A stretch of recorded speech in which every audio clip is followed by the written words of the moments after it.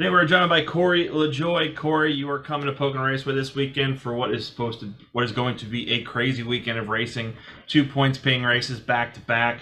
The top 20 lead lap invert Saturday into Sunday, racing with the same car. Double the points, double the trophies. What are you looking most forward to as you head to the Tricky Triangle this weekend? And I love Pocono. I won an ARCA race there in 2013 and just had a good field right from the jump there. It's a lot of fun to race. Obviously, all three corners are unique. So, turn one, you got to have is a completely different balance than turn three.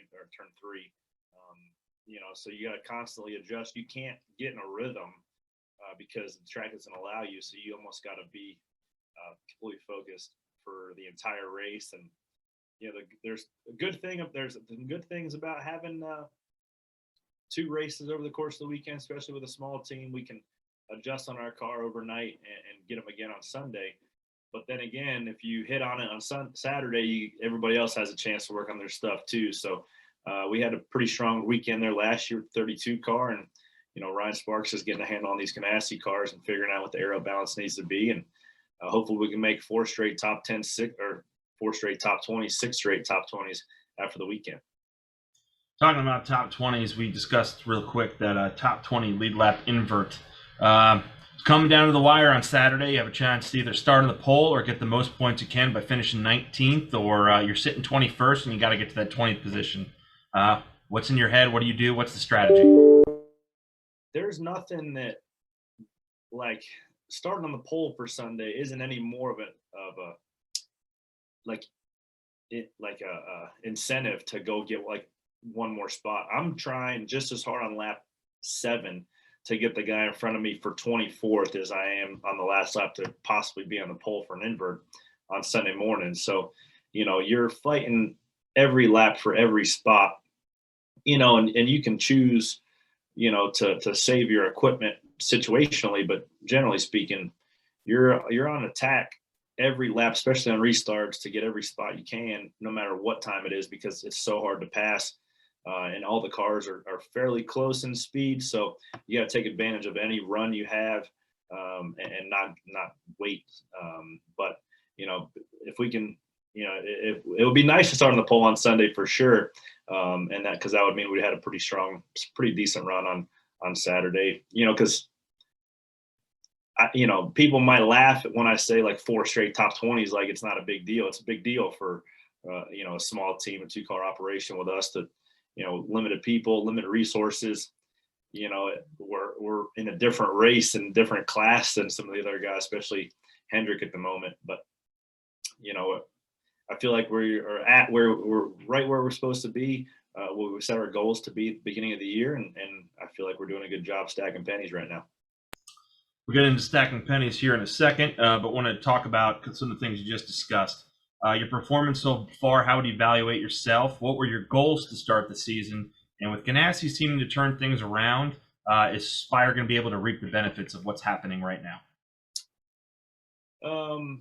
Well, I feel like if we can go back and pull some audio on just interviews, prior to the season, I feel like we could have been a top 20 car by the middle of the season. I feel like we're on pace for that. I don't feel like we're necessarily a top 20 team right now. We don't have the speed. We're still a 24th, 5th place car, generally speaking, on speed. So it's hard to find that. The hard part is finding the speed. Right now, I feel like we're executing races well. We're not trying to get too much. We're doing everything we can do and being realistic with the speed that's in our race car. And, it does seem like Ganassi is obviously, we saw Ross run second this week. Kurt's always a staple, in the top 10, but generally speaking, they haven't been contended for top 5s very often. So, I would like to think we're reaping the benefits. Granted that they're single-handedly probably keeping our team going because we get cars and parts and a little bit of information from those guys. But my crew chief Ryan and my engineer Roy, they run the simulation pretty much internally. We don't get much setup help from those guys or wind tunnel notes. But if they mount our bodies, they build our chassis and they give us suspension pieces. So we might not necessarily know all the latest and greatest tricks that they're finding in terms of wind tunnel numbers or body builds, but it should trickle down for us. But a lot of things we're just learning internally, just myself getting accustomed to the aero balance of these cars and figuring out how to make them turn, how to make them grip.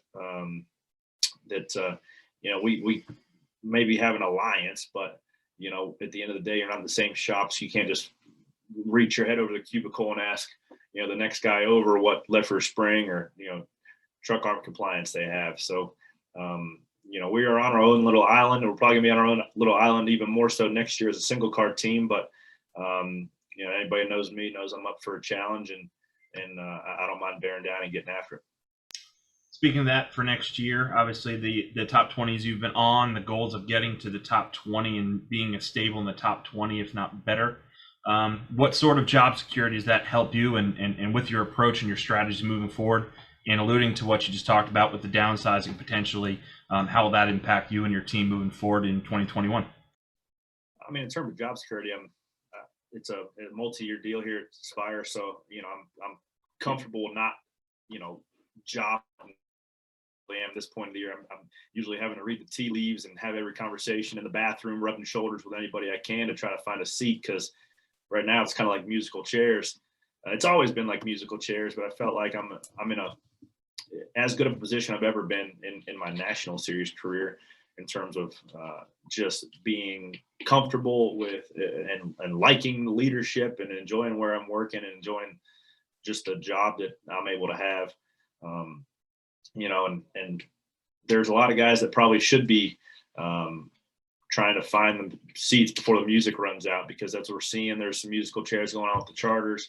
There's some musical chairs going on with actual driver's seats. So there's gonna be some guys when the music stops without a seat, just like every other year. But I'm lucky for this year. I'm not gonna be looking for.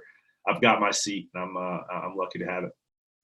And the final thing I talked about, you were bringing up stacking pennies. So two-part question here, and then we'll end it. Stacking pennies, where'd it come from and when? And then how'd you come up with the idea for the podcast? Yeah, I mean, I feel like anybody that's kind of kept up with my career over the last couple of years kind of knows the story of stacking pennies. But it originated from right when I started in the Cup Series driving for BK. When you run for a bottom of the barrel team, whether it be an Xfinity or Cup, you get zero validation for any sort of work you're putting in, just because you are riding on a donkey in the Kentucky Derby each and every week. And no matter how hard you whip that dang donkey, that sucker ain't gonna run with the thoroughbreds. It ain't happening. So we had to figure out. I mean, and then it goes into, like, you get in your head. You start wondering if you even know how to drive a damn race car, just because you run 30th or if not worse every week, and parts are falling off and breaking. It's like, and then social media piles on. It's like this snowball effect, and you start questioning what your abilities is, and then even what got you to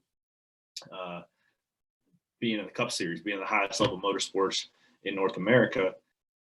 So I legitimately had to start meeting with a sports psychologist to stay engaged and to figure out, how to have a little bit of self-confidence. And we figured out just little pennies to start stacking throughout the course of the weekend, whether it be make positive changes to the car during practice, out qualify your teammate, be in the top 15 in pit road rolling speeds, because it doesn't matter what car you're in, doesn't matter how fast your car is, you can pay attention and figure out your lights and push that boundary, but also not overstep it.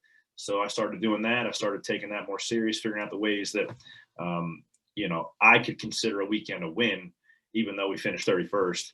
And those are the pennies we started to stack. And I knew that if I got the opportunity in something of a car that had the potential speed in it, those pennies would ultimately pay dividends. And that's what I feel like starting to pay off a little bit now. Those areas that I started really working hard at the beginning of my career, now we have a car that's 25th to 28th in speed. We're taking it and we're finishing 17th. We're finishing 18th, 19th. So those are the things that matter in the Cup Series. And I've been taking them serious for my whole career, stacking those small wins and staying motivated. Corey, I appreciate your time today. We'll look forward to seeing you. Safe travels to the Pocono Mountains this weekend, and I look forward to seeing you, buddy. Thanks, Kevin.